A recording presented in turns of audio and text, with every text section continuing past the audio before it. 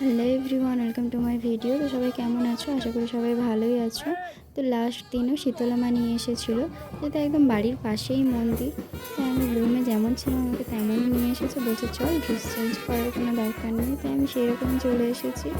আর দেখো এই পুচকুটাকে কেমন ফোনের দিকে তাকিয়ে আছে, ভাবছি মাসিমাটা কী করছে। তো যাই হোক, মন্দিরে গেলাম। ঠাকুরমশাই দেখছি একটা সিংহাসন বক্সের মতো, তার ভেতরে শীতলা মা নিয়ে আসছে। আমাদের এদিকে দেখি শীতলা মাকে শুধু মূর্তিটাই তুলে কোলে করে নিয়ে আসে, আর এদের এখানে দেখছি সে সিংহাসন শুদ্ধ তুলে নিয়ে আসছে।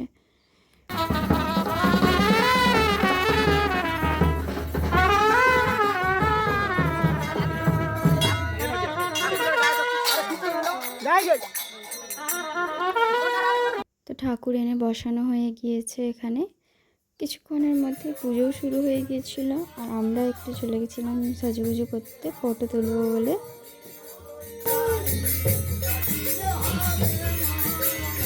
ফটো তোলার চক্করে ভিডিও ক্লিপ নিতেই ভুলে গিয়েছি, তাই একটা ফটো দিয়ে দিলাম। তো ভিডিওটা এখানে পর্যন্তই। ভালো লাগলে লাইক কমেন্ট শেয়ার করে দিও। চলো টাটা।